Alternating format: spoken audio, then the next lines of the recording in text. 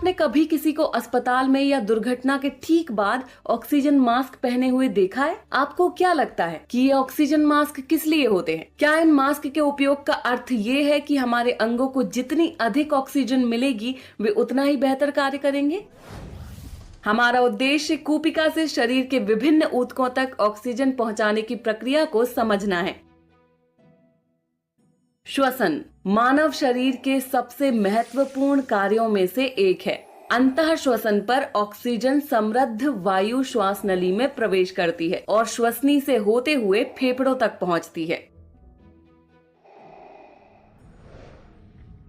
ये वायु विभिन्न श्वसनिकाओं के माध्यम से कूपिका तक पहुंचती है।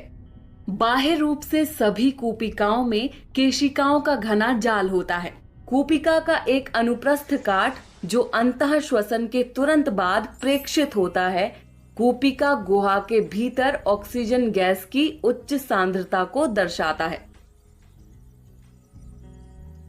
जैसे ही रक्त कूपिका केशिकाओं से होकर गुजरता है, फेफड़ों में उपस्थित ऑक्सीजन रक्त में विसरित होती है। अधिकांश ऑक्सीजन रक्त में उपस्थित लाल रक्त कोशिकाओं या एरिथ्रोसाइट्स में प्रवेश करता है। आरबीसीज आयरन प्रोटीन वर्णक के कई अणुओं से मिलकर बनी होती है, जिन्हें हीमोग्लोबिन के रूप में जाना जाता है, जो कि आयरन युक्त एक जटिल प्रोटीन यौगिक है। इनके पास ऑक्सीजन के लिए बंधुता होती है, इसलिए ऑक्सीजन हीमोग्लोबिन की ओर आकर्षित होती है और इसके साथ मिलकर एक चमकदार लाल रंग का यौगिक बनाती है, जिसे ऑक्सी हीमोग्लोबिन कहा जाता है, जो एक अस्थायी यौगिक होता है। ऑक्सीजन अणुओं के अवशोषण के बाद आरबीसीज एक चमकदार लाल रंग प्राप्त करती है। ऑक्सी हीमोग्लोबिन संकुल के साथ आरबीसीज का शरीर के सभी भागों में परिवहन होता है। चूंकि आरबीसीज रक्त वाहिका के माध्यम से गुजरती है, इसलिए इसमें कोई गैसीय विनिमय नहीं होता है।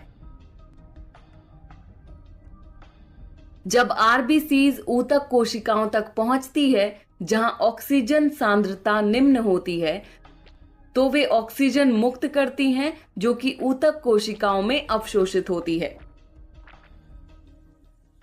ऑक्सीजन केशिका से विसरित होती है और ऊतक कोशिकाओं द्वारा अवशोषित की जाती है और बाद में विऑक्सीजनित रक्त फेफड़ों में लौट जाता है।